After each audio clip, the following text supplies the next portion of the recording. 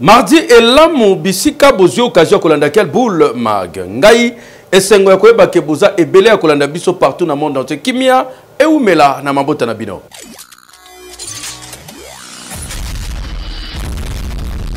Tofongo laquelle boule magalelo na procès ya Honorine na mwana ndenge bakino bakoma kobenga ye ezali le solo ya braquage ya Rao Bank ko salamaki na rond-point Victoire lelo ezalaki bongo deuxième jour ya procès kuna ba révélation bimi ya ndenge na ndenge kaka ye moko ya kaka luka première dame o kaka boye kaka zongisa boye donc ezo continuer ba détail bozo na commentaire oyo.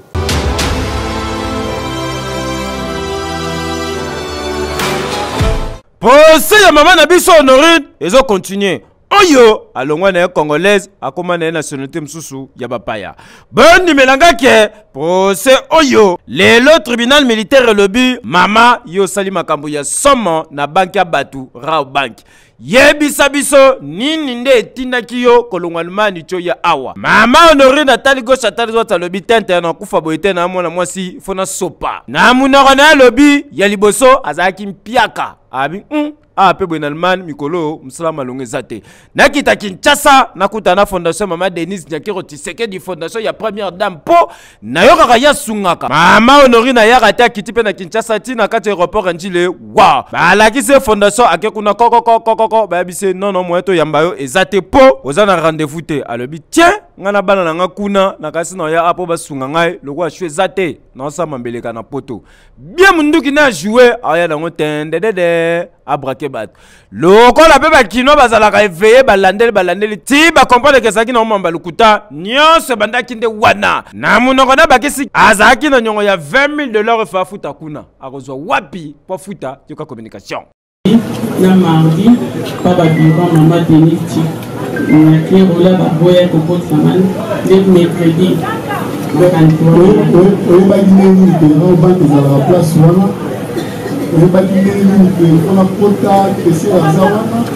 naebaki te papa na mati na moto nalobi memanga na banke la tokomi nde place na moni banke naekitisanga awa sikoyo bapapa mibale oyo botelema apremi tala bango malamu nayebi bango mpe papa tala nani kozala presse mpe ya koloba na ye naoyokela bango kutu mawa nde baza okangama koyesanga pasi bayebeli oke ozokela bango mawa le ministère public a levé nde baassocié na zela na baba papa oyo alobi na bango na bapolisier oyo nde koplanifie oyo kota oyo bango na Rao Bank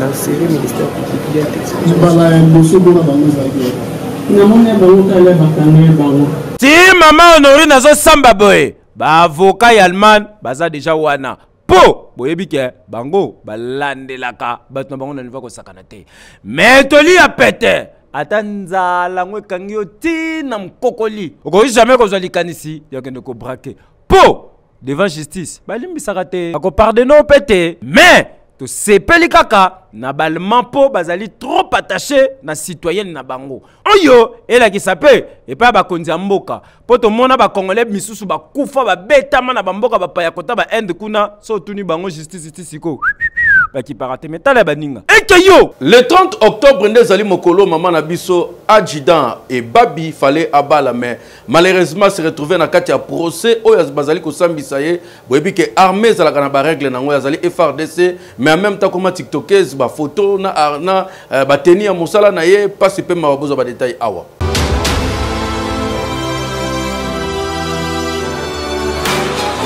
Maman soldat to bosomona azabongo adjudant na kati ya FRDC azali poursuivi awa na justice militaire pona nini ba soldat bapekisa bango tenine bomona wana ezalaka sacré okolata ngo to kosala ba selfie osala ba video na TikTok na Facebook soki bamonyo bakolandela o mama na biso adjudant oyo na kombo ya Ebabi bongo ye na mbali na ye ba photo kezo ngita bango la ba video azopesa biso pa papa biso mama qui pète bien teni oyo akoki jamais kosala ngo ba biloko ba publication nyonso na ba TikTok pe na ba réseaux sociaux justice militaire elandeli bango coin beko bakangi bango nde bozomona mutaliboso yeyo mama Shida Ebabi awa justice ezolakisa kutu tala bavideo yango na kati ya telefone nde bazolakisa batangela mibeko mpona kolobaka mama mosalaki soda oponaki ezala lokola bana na TikTok te bilamba ya basoda teni oyo ezalaka bilamba ya kosala fierté kosala bavideo otya bamake-up engayo babizu te soko olingi babizu na papa wana na bilamba ya ndako. Pas question. Nengo sali boy. Bambano nango ezali. Maman Jida babi palobi. Pardon. Ngai te mutu na publié ba photo oyo. Infraction est individuelle. Yoka communication na ye. Ce n'est pas vous qui avez publié. C'est plutôt le photographe. Sachant bien que vous serez poursuivi pour ça. Quelle a été votre réaction? Vu que ce n'est pas moi qui ai publié. L'infraction est individuelle. C'est pas moi qui ai publié la vidéo. Donc, na minute, oh, tozolo baboye. Moutou a carrément photo na moutou a publié ba photo na kata studio côté maman Jida ba kende na mbal na e. Yepe faya ko samba awa. Surtout makambo e koma ming. Bano bakanga ba photo. Soki ba benyo to ko site biso toza fait ta mariage bango bazwa ba photo nyonso bakangi. Soki esengo nini, soki pesa la wangile akomi ko publier n'importe où n'importe comment sans consentement ya mkolo nango. Yango to tuna photographe wana, yo publier ba photo, na atinda ko publier. Oya ko samba. Mais en même temps, li bala mama e babi na mbal na e eza le 30 octobre oyo. Mais en même temps, bazo samba. On est ba reporter encore fort de César déterminé fort. Hekeyo, secrétaire permanent, il y a PPRD Emmanuel Chadari, il y a lobby bako continuer l'activité na bango PPRD donc oyo komi ko défier l'état toté pour bango ba lobby décision il y avait permis intérieur to justice ninga suspendre bango et tali bango te balamba balia.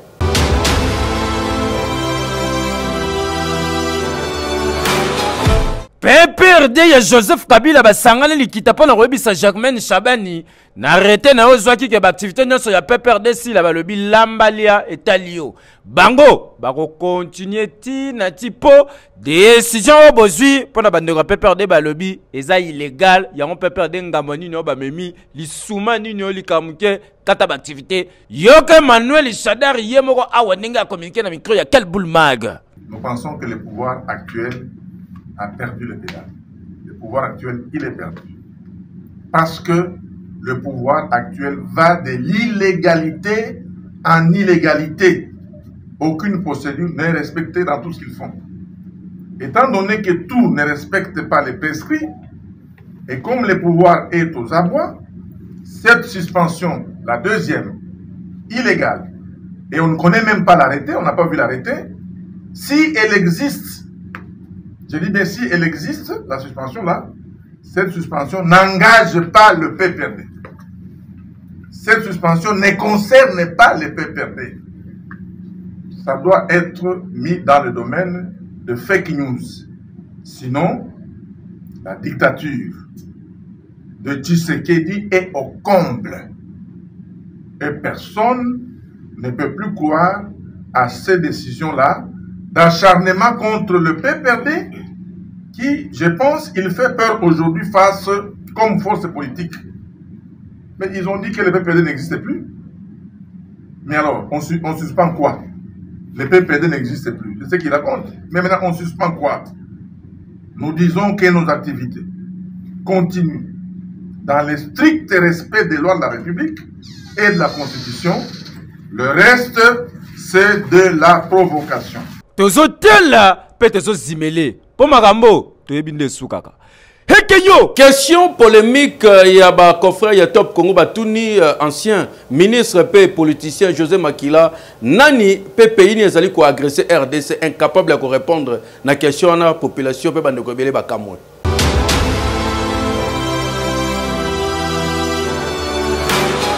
Invité à grande édition na Top Congo, José Makila Soumanda, ancien gouverneur ya ex-province Équateur, plusieurs fois ministre sous règne ya Joseph Kabila ko kamwa ba révélation sali awa yendenga zaboye ayebi na pays agresseur ya RDCT. Plus loin, accueilli kota lisake résolution 2773 ya ONU o yezali kota lisa noir sur blanc que non Rwanda nde pays agresseur ya RDC ya tanga yango te ayebi na yango pete kutu pona ye soki réellement Rwanda ndazali pays agresseur ya RDC donc mokonzi ya mboka Félix Antoine Tshisekedi Tshilombo il faut déclarer guerre contre Rwanda yoka ba déclaration na ye. Vous savez que la plupart des officiers aujourd'hui au sein du M23 ont été condamnés par Kabila. Certains ont fait 7 ans, 8 ans, mais libérés par qui?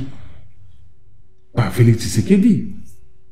C'est Félix Tshisekedi qui a libéré les officiers là qui font la guerre aujourd'hui contre la République.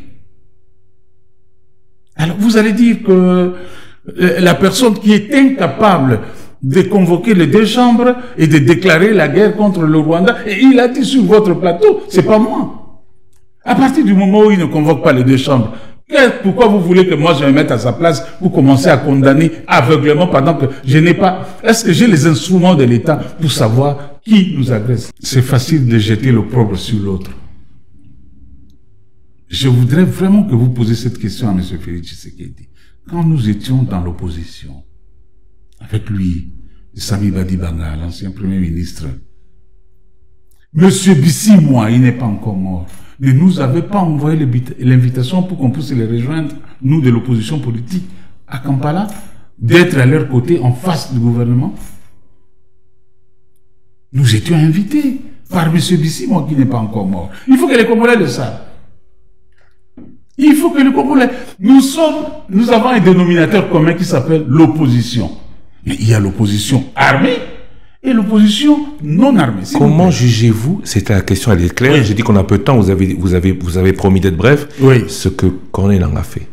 Mais moi je pense qu'ils se sont retrouvés maintenant à Washington et à Doha sans nous. Au cadre ya FCC, membre et nouveau plateforme politique, sauvant la RDC, José Makila, révélation à Sali Awa, et là qui déjà positionné na position, il y a branche politique na bango, où yezali dirigé et pas ya Joseph Kabila. Koka moi, pour que soyo, à tout yango moi na 2 ans le loi yebi que non, pays agresseur ya RDC, ezali Rwanda, mais homme politique de son état a ignoré, a lobé a yebi na été donc. Dossier Oyo, etikali à suivre.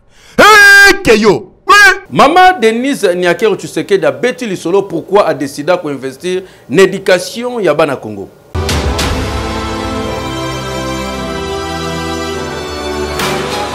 Ah oui! Action ya ndenge na ndenge oyo esalema na programme Lona ya première dame Mama Denise Nyakero Tshisekedi mingi vision oyo ezalaka bongo résumé na excellence ya po na kobongisa bongo avenir ya République démocratique du Congo ya lobby ba action oyo e marqué ba congolais pe ba tumisusu ya libanda oyo ba monaka bongo ndenge première dame atiaka accent na encadrement ya ba jeune lelo yo victoire epesami po intelligentsia désormais programme national yokelokoyo. Aujourd'hui, je choisis de concentrer notre force, notre énergie, notre vision sur un seul et unique axe, l'éducation. Parce que éduquer, c'est éveiller. Éduquer, c'est prévenir. Éduquer, c'est transformer. Ensemble, nous allons sensibiliser les communautés, former les jeunes filles et les adolescentes, soutenir les centres pour filles vulnérables, encourager les filles vers les sciences, technologies, ingénierie et mathématiques, les STEM, ainsi que les nouvelles technologies de l'information et de la communication. Lutter contre les barrières et obstacles à l'épanouissement des femmes, notamment les violences basées sur le genre, les pesanteurs culturelles, l'éducation, c'est le début de tout. Et c'est là que tout commence.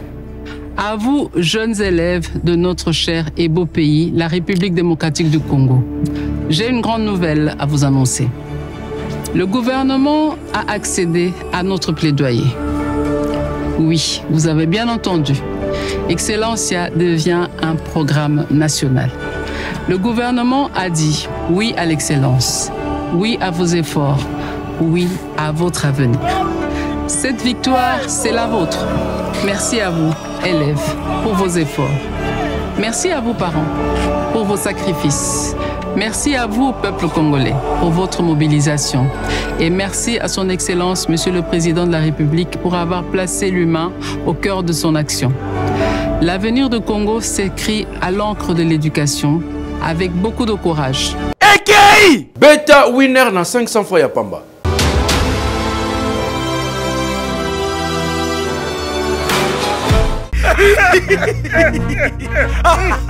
Mais munanga nina nanga. Mais kuru yukumi kaka na makamu muku ya bapalori ya minene. C'est la vie. Petit, sur la sous taxi, passe-passe. Petit, au taxi à hey, et ça descente pour qui t'a bien. Zoué kaka. Tokuta turumu. Kozanga koyeba. Ah! Il y a beaucoup de gagnants. Certains sont parmi vous. Winner Lotto a déjà commencé. On soumet déjà ticket nayo 500 francs seulement par litre. Gagnez 5 numéros pour les jackpots à partir de 100 millions de francs congolais. Et pour la première fois en RDC, gagnez 7 numéros plus un super numéro pour les super jackpots de 1 milliard de francs congolais. Les prix commencent à partir de 2 numéros. Enfin, c'est Otuele Mawaba Krezer Bakufi Nebulme Salamikuna Mabele Zipiki Bango Pandake Bandeko Salamosala ya Koluka Weba minéré Webike Kuna Minge Kope Zala Bongo Koluka ba minéré d'une manière artisanale mais pas si peu Mawa Bandeko ba Zipa Mina Mabele.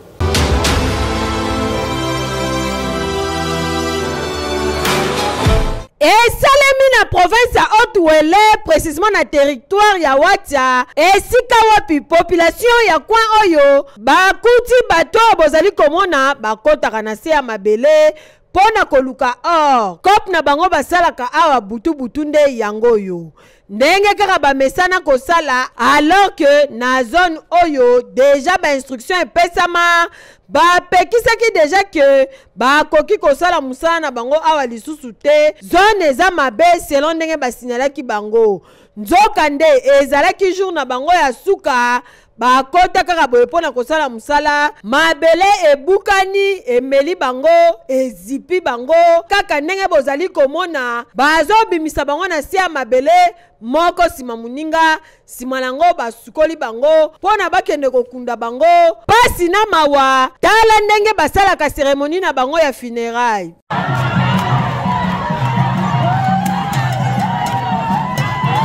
En tout cas, dossier oyo esali pasi makasi kasi esengeli ete ape ba Krezer oyo batikali po soki bapekisi bino ke zono eza malamu te il faut kotikaka malgré musala esalemaka na bariske ebele tala ndenge bandeko bayokaki te bakufi kaka boye esali perte ya makasi na famille epesi pasi pe mawa likolo ya tetitese kozanga koyoka nde ememi bango na liwa boye tika ete milimo na bango epema na kimia e normal te ekei tokende na province ya Ituri kuna bakonza FRDC basoli na population.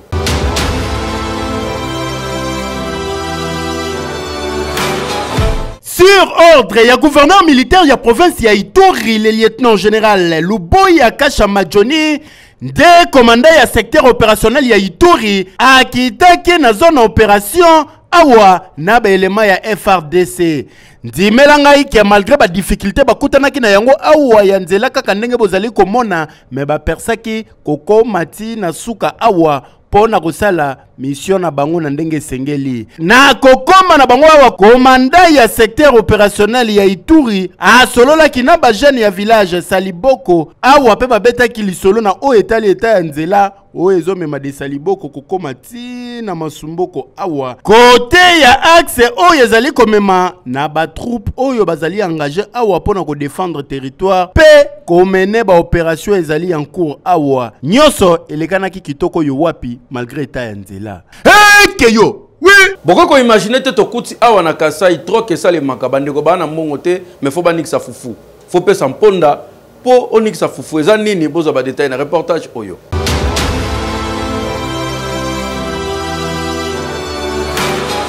Mulongo yo bomonya wa file ndiemboye bazo somba biya Stade de France pour na concert a fali pour ya les 2 mètres na Stade de France.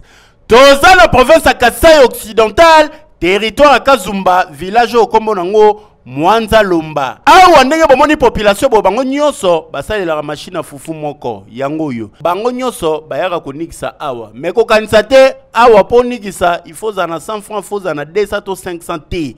awa échange ça les maranango veut dire troc bosali be échange ba service oyego nikisa manyoko na yo masangu na yo to ponda na yo ponda eza ba graine bomoni awa na kati ya sani boye soko oyego nikisa bomba pendambu ya papa mutu ya machine soki manyoko obombele une partie ya manyoko soki masangu obombele une partie ya masangu po yaza na tante na mwasi na ba kende kokota bilanga balona donc bakolia kaka na obino boya konikisa na machine na ye machine ngo bomoni esalaka à l'aide ya montero bien carburant pembeni consommaka na ndenga kosakana te kote mususu bomoni awa zwa che manyoko na ye na kati boye masango moni likolo yango nde droit ya mutu ya machine donc soki yango te zonga na ndako kende kotuta na liboka po awa yaza mungamba na ote akosalela omusala ya ofele te tema mulongo ozeli mamuchanda tour na oleka mwambu ileka mamujinga mwangalula yo pezela tour na yo mutu na mutu aya konikisa mais awa na idéologie kaka ya échange yoka communication esalemi moi beru kadi machine aba na kusuma machine mata na bia da to musuma machine de majiro machine ende we mule ne bio mbe bisatu meme badi bakutushira no bitu bya chanana we mule ne ndamu wa ponda mudilongo badi bakutushira bitu byebe bangata bukula byane to kumbele kwebe boyende kanaka awa na mwanza lomba tozali na province ya Kasai occidental population koto okureza la kate moulin to machine à fufu ezaka moko yo réalité yango keyo oui toke ne bongo na Congo central boyebi ke ba wewe belo ba marché ki lobby ba kangaki bango pona nini po maire a décidé ko kitisa transport population bango ku ba CP ba lobby boyende zala et continuer ka modèle oyo.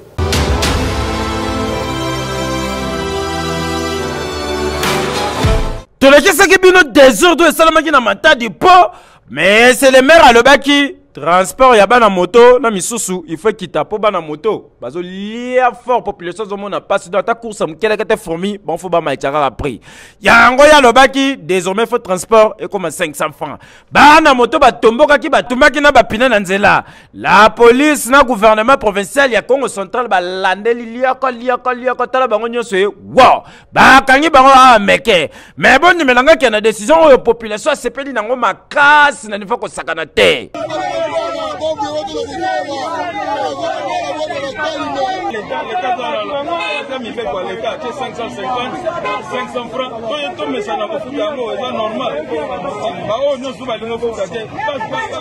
Na président ba motocycliste Congo central y a pas le but otikako ba course de salaka tozo amongo belé population souffraka 500 francs na mais c'est le maire a raisonné malamu yokaye na biso pona ko sunga population to futa combien 500 na course aux que non au quai envoi aux rapports marchands au comité na voie et ça des courses te faut encore on est de 1400 francs tu as combien 1000 francs c'est ainsi par motocycliste bande kona biso mususu ba ko sabino la décision que la mairie venait de prendre la décision est vraiment fondée.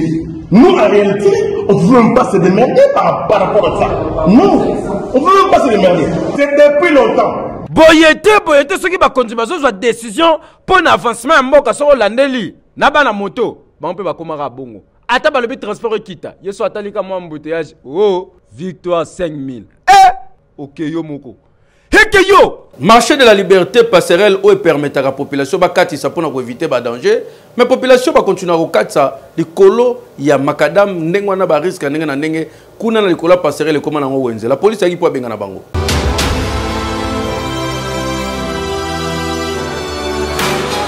Et ton homme pour ko permettre circulation wa et ça les makitoko na marché de la liberté où nzabita bendenge ba bengaka. Passerelle bozomona musala nango ezali kosunga bandeko bakatisa kokende ngambo ya kota njili koya pe kota masina boye okota marché de la liberté. Mais réalité comment ya pas sipe mawakino nyonso ayebike et comment nango wenze parfois kutu toilette publique pona batu mususu surtout ba chege banyoka malisusu ten moment to ekokangaye amatika katali mupanzi gauche droite aya déposer ndin a gagner ta donc awe sengaka même yo muta makolo tango zo mat yebaka kotozo cha lokolo tula dikulu tala po soko yega na erreur onya tango pena okutani nango ebebiseli ope journée la police lelo balobino trop c'est trop ndega bomoni awa ba bengani ba mamo basala wenze awa o batekaka safu o atekaka avocat o atekaka brosse à dents tekaka dentifrice biloko nyonso batekaka awa ba bengani ba longoli bango kande bozomona na souci ya kwa senir place oyo ko chango propre ko longola wenze botama awa po marché de la liberté et ana musika te à 0 mètre mais muto préféré na ba risque tout aya koteka likolo awa ndenge sali boye et sukanga na journée morote et continuer po bato basala makambo bo place oyo bazwa conscience pe ba comprendre que passerelle eze sika ya koya koteka te eza pe wenzete mais ba kondipe ba municipalité awa kocha propre kocha salongo et ko éviter ba salité na ba wenzewe botamaka awa exister boye et à normal ten et à passerelle et à pona kokasta ya wenzete ala nini keyo oui la police a continué ko panza bandeko batekaka na nzela a toza bongo na rond-point Ngaba population misusu bazolela bakope kokufa mais loi eza loi.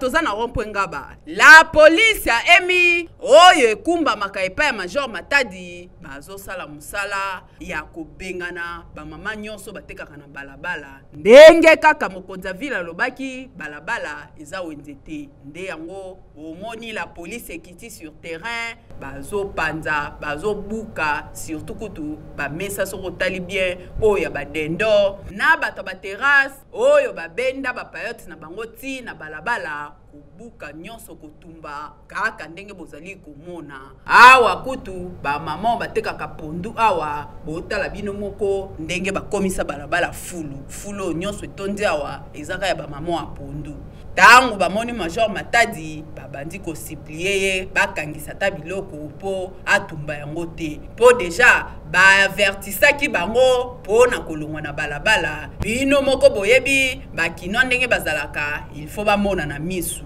yango babandai kozela ti bamona nde balongola biloko yango pe la police bandi kosala musala nango kaka ndenge bozali komona kopanza kobuka kobengana bango nyonso bakoti ti na kati ya baveni objectif ezake baveni nyonso etikala polele soki mutu aza na ngambu kuna azomona mutu aza kotoyo mpona pe koboya bainsécurité boye nde ezalaka. Voilà, Kimia et Kosué Komé na mabota na bino. En attendant rétablissement ya chaîne YouTube na biso, bon continuer kolanda biso toujours comme d'habitude na ba page Facebook pe na TikTok. Ya quel boule mag. Ekeyo. Oui.